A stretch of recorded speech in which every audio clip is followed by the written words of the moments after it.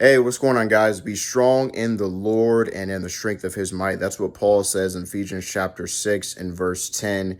And I want to talk about that for just a moment today. So when you think about being strong in the Lord, you see various Old Testament examples of Old Testament saints, such as Asaph, such as King David, such as Ethan, and various figures like that.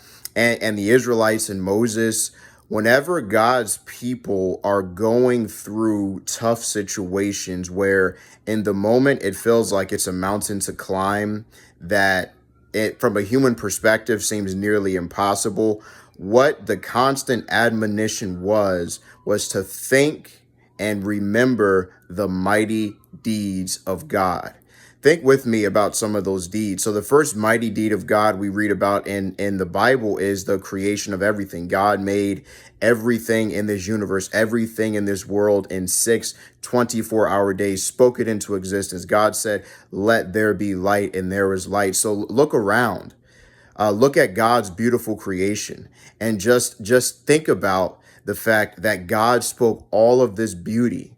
All of these laws of physics, laws of biology, laws of nature come from the mind of God. Another mighty event that we see, and this is a mighty event that the Old Testament saints continually thought about. In fact, I would suggest, and I would go as far as to say, this event essentially shaped the worldview and even the psychology of God's people. And that event is the Exodus event. The 10 plagues, and more specifically, this event connected with the Exodus is constantly talked about throughout the Old Testament. And that's the event of God parting the Red Sea and allowing his people to cross through on dry ground. Friends, picture that event. So God tells Moses to hold up his hand, and then God's power splits the sea in two. Imagine how tall those walls of water were as God's people crossed. Imagine seeing a deep sea, and then all of a sudden you see the ground, and you see the ground is dry, and you're walking through safely. That came through the mighty power of God. And God completed his redemption. God completed his purpose by then wiping out his enemies. The sea closed back on the Egyptians and destroyed them. And Israel crossed safely through the water. Exodus chapter 14. Then you'll see in Exodus chapter 15, you'll see the song that they sang, and constantly they were praising the mighty power of God. They were praising the right hand of Yahweh because his hand does marvelous and wonderful things. Read on that event, study that event, meditate, picture the event in your mind.